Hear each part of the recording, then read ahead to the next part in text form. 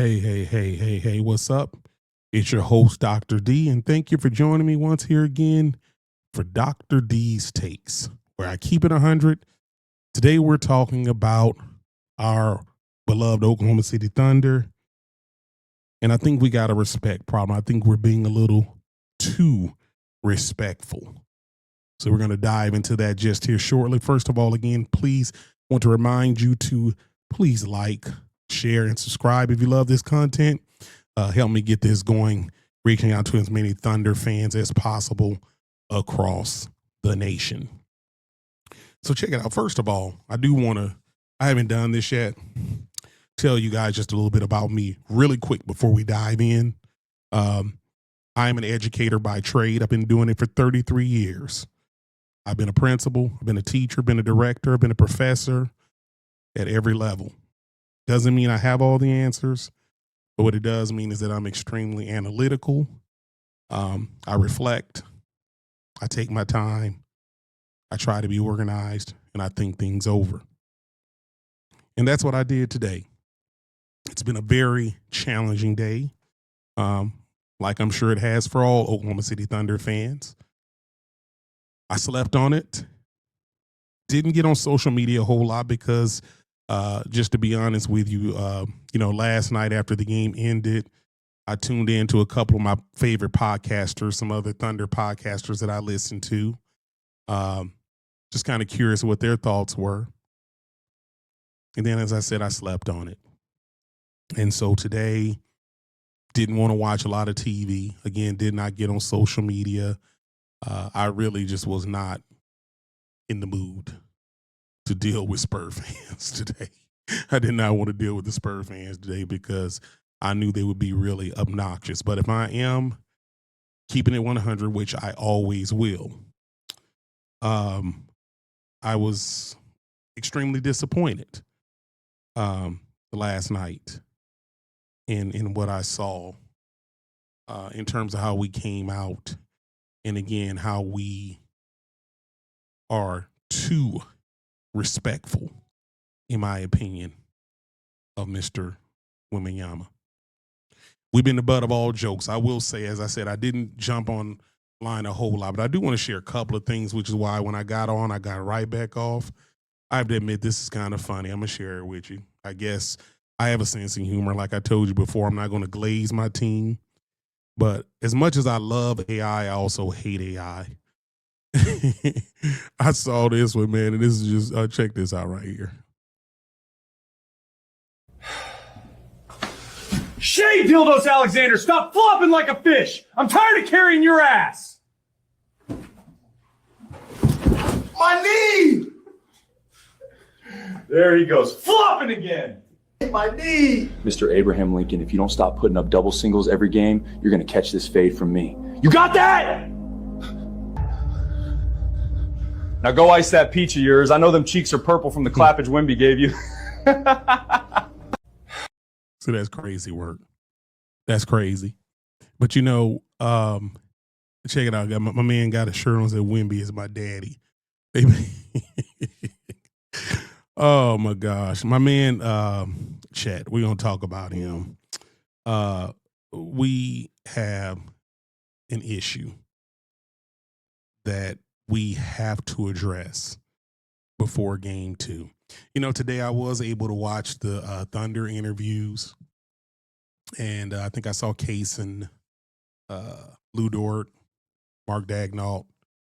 Last night after the game, I think they interviewed Jalen, J-Dub, Shea, Coach Daignault. I was hoping that they would talk to Chet last night. I didn't see anywhere where he was interviewed, but I was really curious to see what Chet had to say, because I just didn't think he showed any aggression last night.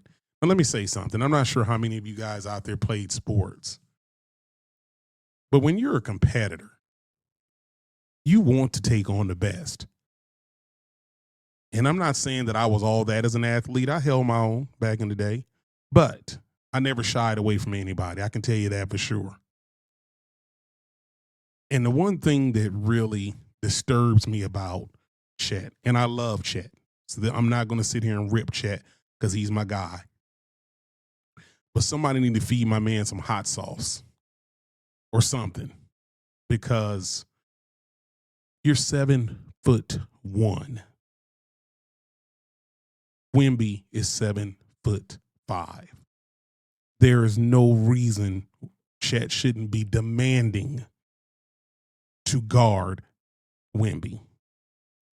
There is no way, in my opinion, that J-Dub and Caruso and anyone else should be guarding Wemby.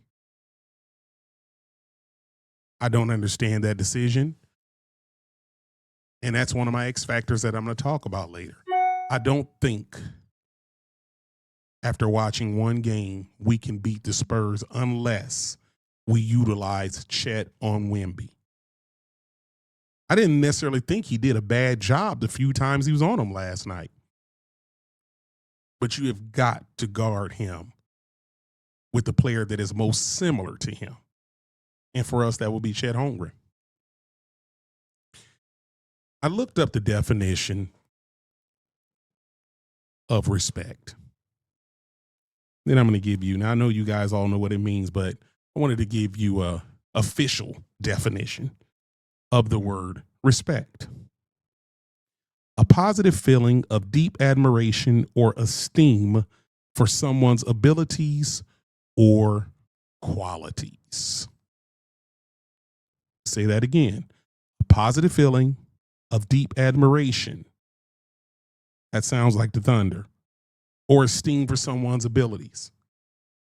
Yeah, we know Wemby is the defensive player of the year. Unanimous. We know he's a good player. But we cannot go into a game respecting him too much to the point that we don't even challenge him. We just can't do that. Show you a couple of examples. Check this one out. My man here, Shai Gilgeous. Oh, back the other way in midfield in transition. SGA secondary. Caruso. Caruso makes his pass already on a right career. here. Here's Shai right here. That is what, a 3 or 4 foot uncontested shot for the most part, right? Wemby is way over here. But just the fact that Wemby is close, it calls Playoff high. Gets it to Gilgeous-Alexander. And he misses that shot. That is a shot I guarantee you Shai could probably make with his eyes closed. Too much respect. If he blocks the shot, he blocks the shot. Now, one thing I will say, this game was not won or lost by just one moment.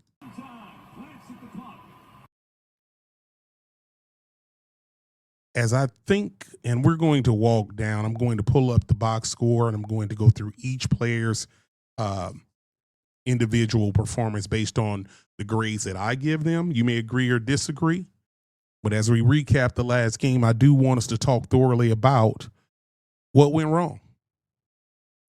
And for as poorly as OKC came out last night, amazingly, we had a chance to win the game. I was actually, for about 10 seconds, I think we went about 3 or 4 late in the game, and I thought we just might pull this out. And no sooner than that thought came to my mind, I think San Antonio struck right back. But the fact is, I don't subscribe to moral victories. I have been on Thunder boards today. Again, I have not messed with anybody except for my own people. And what I've seen some more folks saying is that, hey, you know what? It's like we played our worst game. Shai didn't play well, this and that, da-da-da. But you know what? This is not a season of moral victories, my people. It's just not. The bottom line is we're down 1-0 now. We lost a home game. That's going to put us in a tough situation. We're in a tough situation. They were playing without De'Aaron Fox. Now, that Harper, they didn't miss him, in my opinion, because that boy is a beast. So I don't necessarily think they missed not now. They turned the ball over probably more than they would have because Fox is one of their primary ball handlers. But at the end of the day, in my opinion, that is a game that we literally needed to win. Now, this play here happened towards the end of the game. I think it's like 30-something seconds left in overtime. We're down, or we're up by 3 points. This possession right here could have sealed the deal. And the amount of poor decision-making that went into this one play, I've been watching this replay over and over, and I've dissected it like a coach. And I'm sure they have watched it today. And it's just, it's so sad the how close we were to still winning this game last night if we just execute. I could think of so many different situations. The situation where Shea and Caruso had the 2-on-1 break. I'm not sure why Shea didn't pass that ball. That's easy 2 points. I've heard a lot of people saying they weren't happy with A.J. Mitchell when he took the three-pointer on a 2-on-1 break.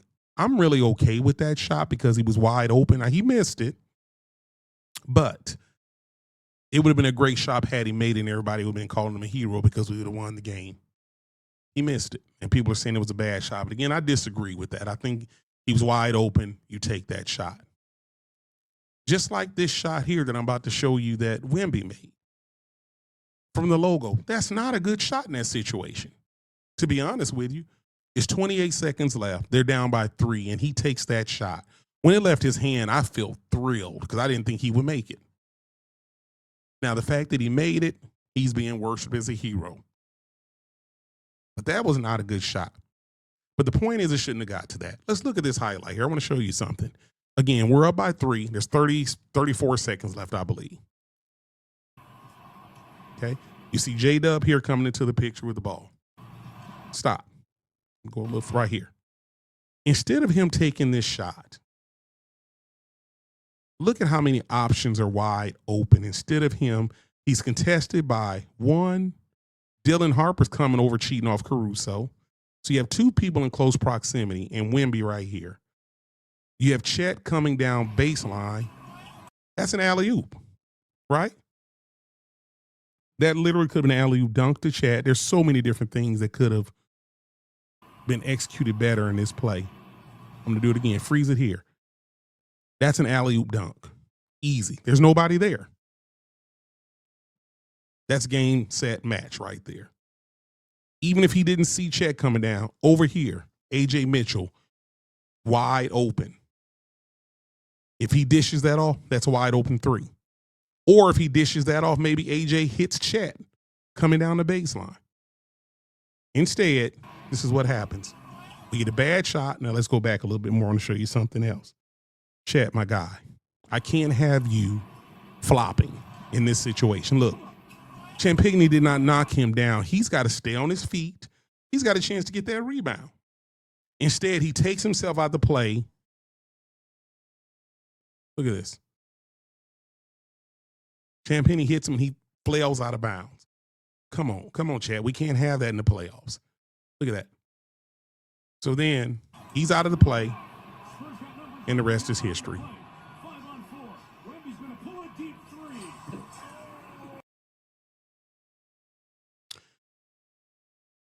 That alone right there, that's the game. If we execute, and I'm sure, again, as OKC is looking at this today, my guess is that they're really beating themselves up over that missed opportunity.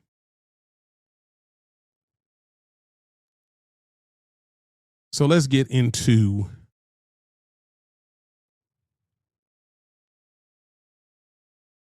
what we need to do to try to win game 2. Now, we are still going to look at what the data told us about game 1, but I did want to show you some evidence there. There's a lot to be confident about. I mean, I get it. No, there's no moral victories, but when you look at the missed opportunities, it's not like I feel like, oh, we don't have a chance. I do feel that we have to show up in our next game. In my opinion, game 2 has become a must-win. I think it's a must-win. we can't lose our first 2 games at home. Now, if we do, does it mean it's completely over? No, I'm not saying that, but it's going to be very, very, very difficult. Okay. So this was the story of the day. You know, Wemby was all over. You can see all of the tweets. His final stats were 41 points, 24 rebounds, 3 blocks, a steal, a positive 16.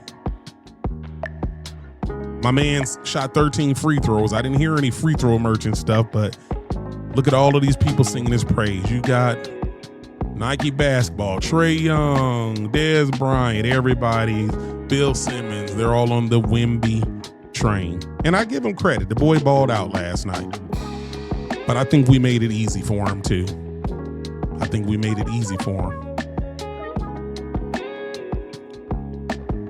If you think back to the X factors that I discussed during my preview,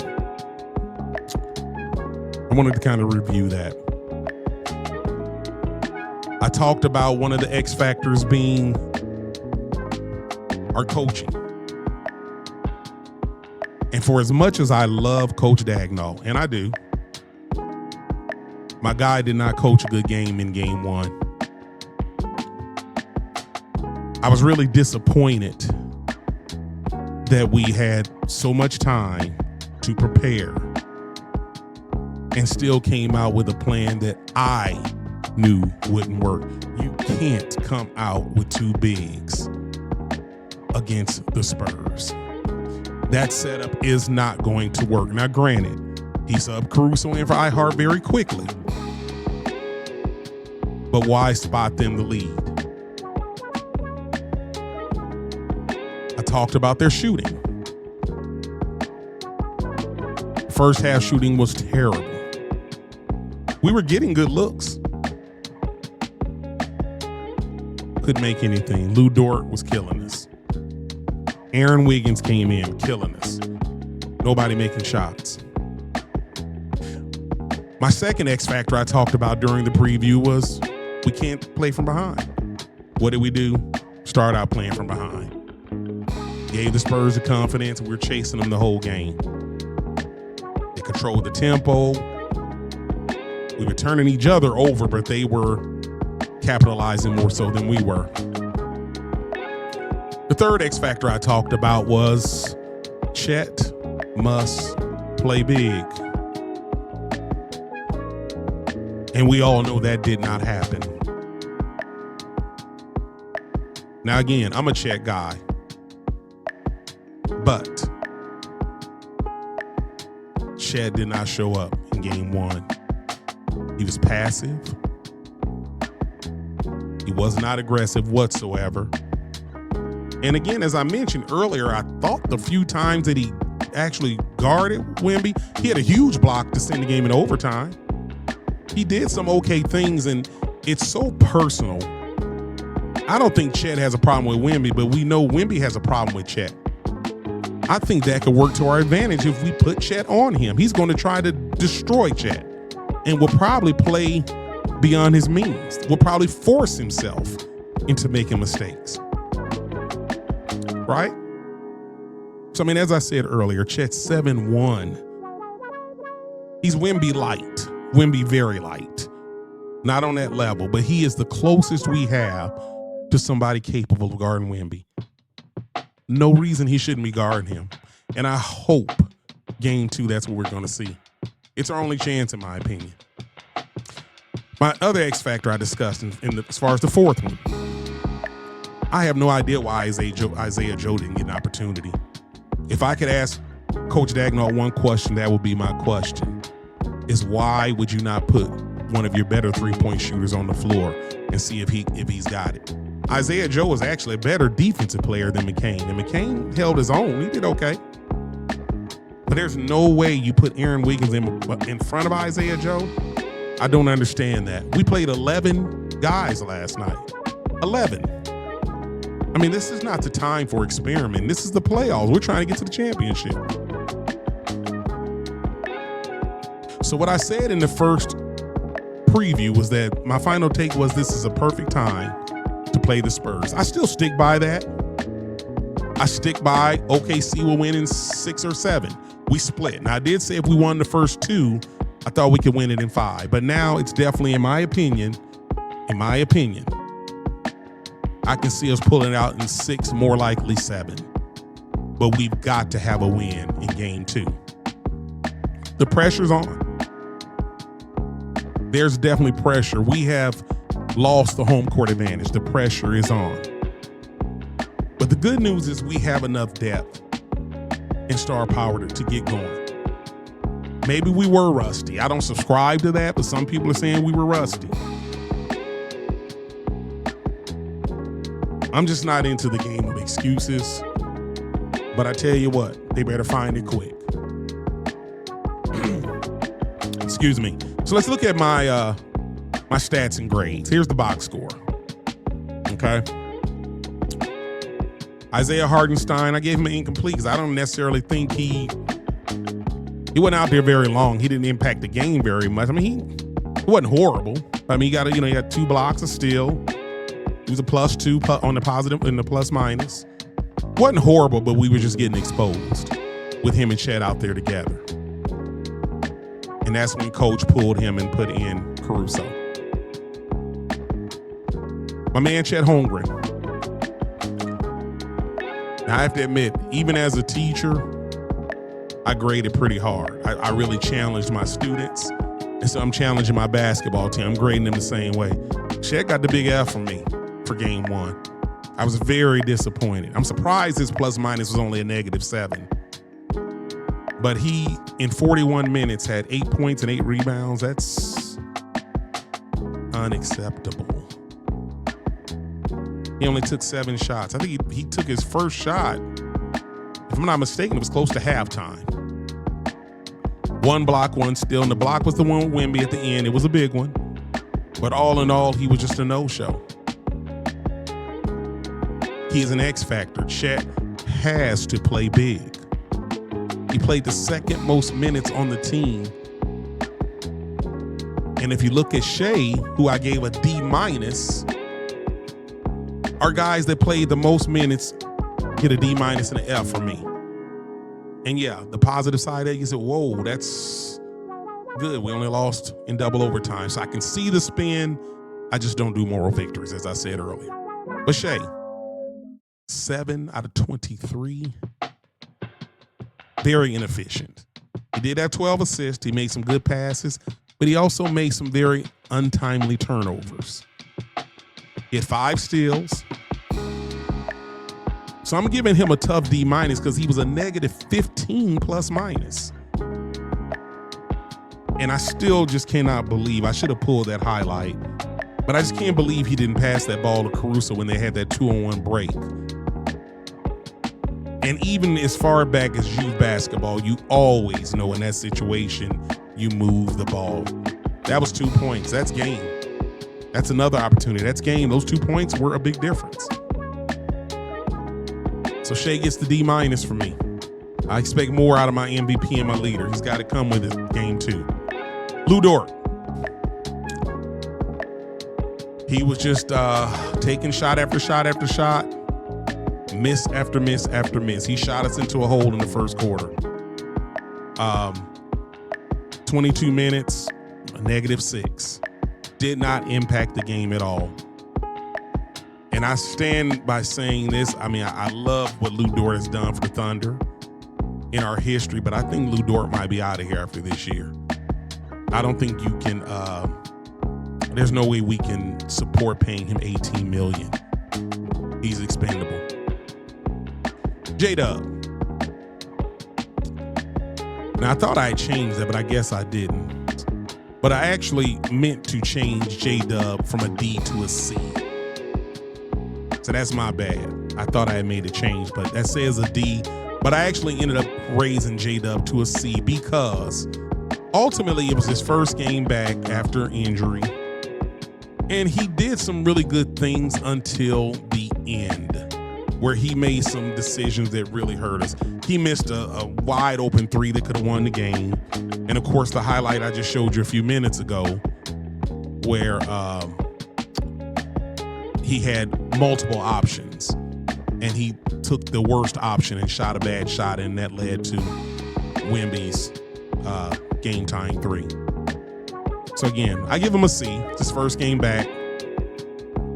Jalen Williams, the other Jalen Williams, he had a -6 in 10 minutes.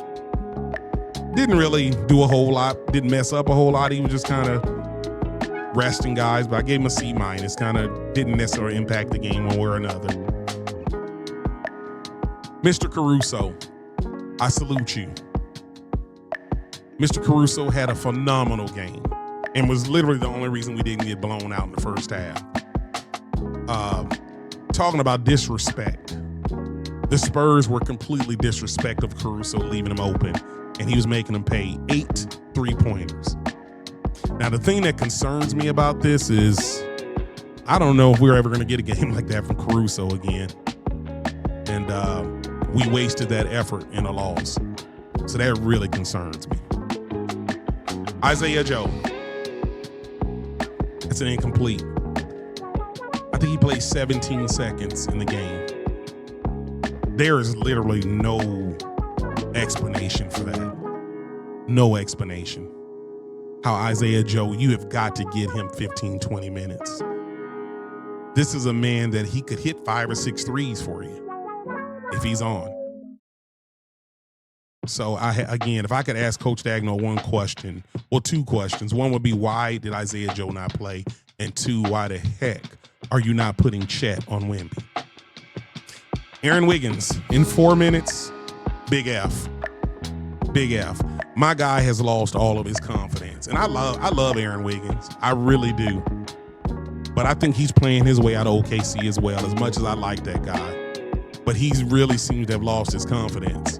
He missed wide open looks. All 3 of those were wide open.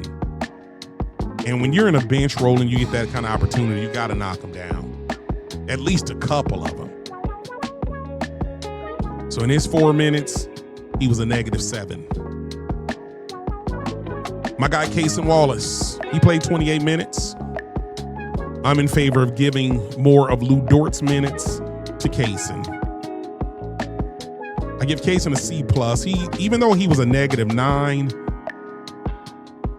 he impacted the game. I mean, he was really making the San Antonio guards work. Hit a couple of threes, had 6 rebounds, only turned the ball over 1 time. He gets a C+. Jared McCain, he's my other player worthy of an A. He got 18 minutes, didn't necessarily hurt himself on defense. That's what I was concerned about. Made 1 out of 3 threes, had a +9 ±. So I thought he held his own in his minutes. And my guy, AJ Mitchell, in 34 minutes, I was kind of giving him a B- only because he was a +7.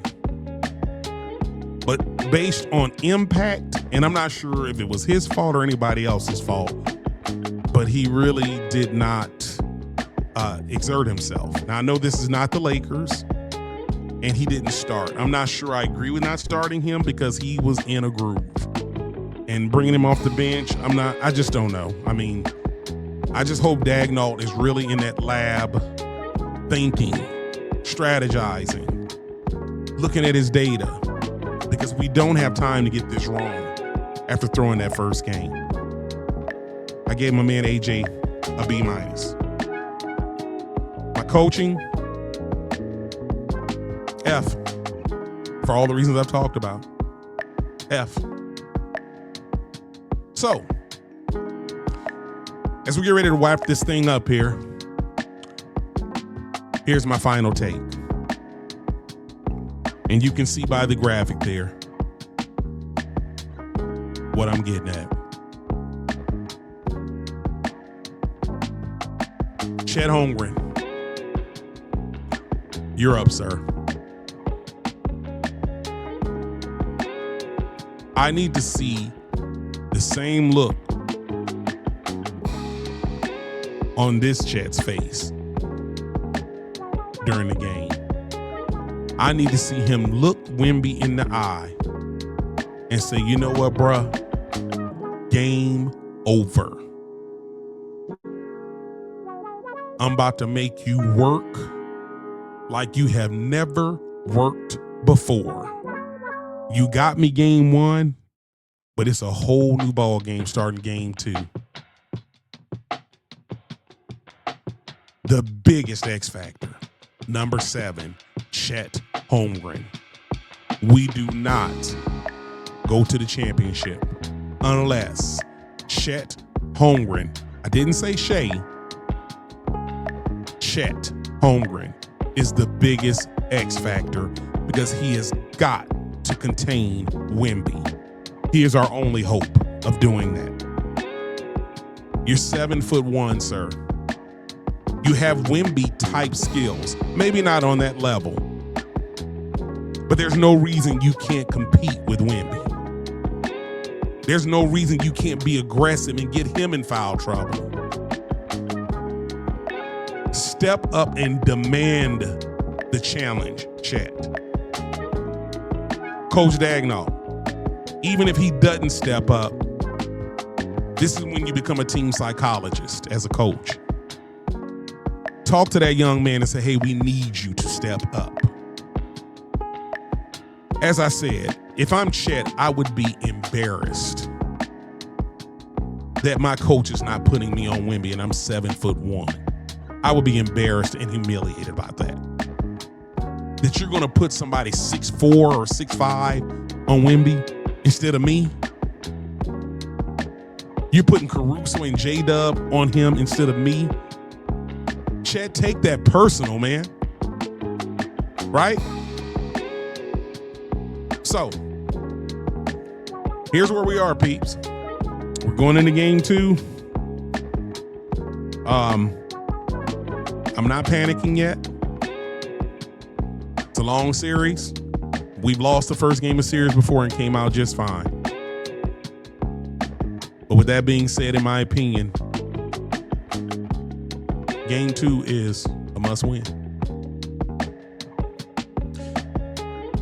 I'd like to thank everybody for joining me for this recap and chat about our next game. I hope next time after game 2, we can look at these same pieces of information that's going to look a little better for us, and that series will be tied 1-1. I'd like to remind you all to please like my content. That would be very helpful to me. If you would like, share, and subscribe. I'd like to thank you for joining Dr. D's Takes, keeping it 100, where today we talked about our OKC Thunder being too respectful. Let's get disrespectful in game 2, OKC. Thunder up. Class dismissed. You guys have a good one. Be good to one another.